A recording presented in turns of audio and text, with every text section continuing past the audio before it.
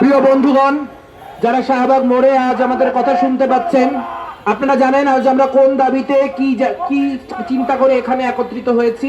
আপনারা জানেন বাংলাদেশে কয়েকদিন আগে একটি বাজেট প্রস্তাবিত হয়েছে। সেই বাজেট সম্পর্কে নানান রকম মূল্যায়ন করা যায়। সেই বাজেটের কিছু দিক রয়েছে, যেমন সামাজিক নিরাপত্তা খাতে তা যা ব্যয় করছে, বা গবেষণা খাতে তা যা ব্যয় করছে, বা শিক্ষা খাতে তার যেই তুলনামূলক উন্নয়ন, সেগুলি নিয়ে ইতিবাচক কথা বলা যায়। আবার একই সাথে সেই বাজেটে এমন কিছু জিনিস রয়েছে যা একেবারেই গণবান্ধব নয় এবং যা জনগণের সাথে, জনগণের ম্যান্ডেটের সাথে সম্পূর্ণ বিশ্বাসঘাতকতার শামিল।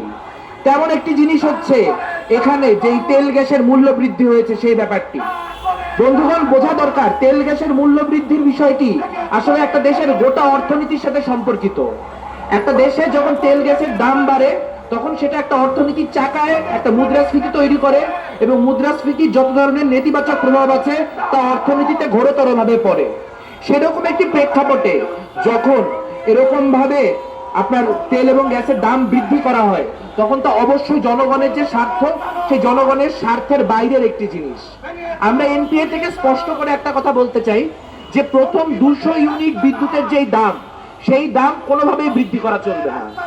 আপনারা জানেন বাংলাদেশের 80 থেকে 90% মানুষ তাদের যে বিদ্যুতের খরচ, তারা যেই পরিমাণ বিদ্যুৎ খরচ করেন সেটি হচ্ছে এই পরিমাণ 200 ইউনিট পর্যন্ত। কিন্তু তাহলে এই 200 ইউনিটের খরচ যখন বাড়ানো হচ্ছে, তখন কিন্তু বিলাসিতার উপর খরচ বাড়ানো হচ্ছে না, তখন খরচ বাড়ানো হচ্ছে মানুষের একদম নিত্য প্রয়োজনীয় কাজের জন্য।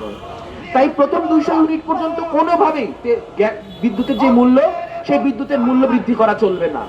আপনাদের যদি মনে হয় যে আপনারা বিদ্যুতের যে বিলাসী ব্যবহার, সেই বিলাসী ব্যবহারের উপর এক ধরনের কর আরোপ করতে চান, বা সেটাকে আসলে প্রণোদনা দিতে চান না, তাহলে আপনারা প্রোগ্রেসিভলি সেই রেটটা বাড়ান। অর্থাৎ প্রথম 200 ইউনিট পর্যন্ত আমি যে দামে কিনতে পারি, 200 থেকে 400 ইউনিটের ক্ষেত্রে সেখানে হারটা বেড়ে গেল, 400 ক্রস করলে আরো বেড়ে গেল। সেভাবে আপনারা বিদ্যুতের মূল্য বৃদ্ধি করতে পারেন, তাতে কোনো সমস্যা নেই।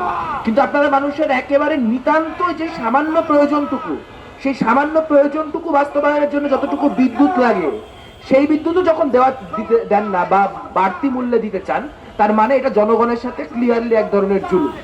এই বাজেটে ইতিমধ্যে ঘাটতি বাজেট আছে, কাজে টাকা কোত্থেকে পাওয়া যায় তো এই প্রশ্ন করা অনর্থক। এবং একই সঙ্গে বাংলাদেশে যে বিদ্যুতের কাজে নিয়োজিত যে সংস্থাগুলি রয়েছে, তাদের যে ক্রমাগত অকর্মণ্যতা এবং দুর্নীতি, এই অকর্মণ্যতা এবং দুর্নীতিকে বারবার করে প্রণোদনা দেওয়া হচ্ছে। বারবার করে তাদের যে অপরাধ, সেই অপরাধের ভার জনগণের উপর চাপানো হচ্ছে। জনগণ এই অপরাধের দায়ভার গ্রহণ করার কোনো কারণ নাই, এবং জনগণ আসলে বিদ্যুতের এরকম মূল্য বৃদ্ধির জন্য এই সরকারকে ভোট দেয় নাই। কাজেই এই সরকারের যদি এই জনগণের ম্যান্ডেট রক্ষা করতে হয়, তাহলে এই সরকারকে অবশ্যই তেল এবং গ্যাসের যে মূল্য বৃদ্ধি, সেই মূল্য বৃদ্ধি প্রত্যাহার করতে হবে।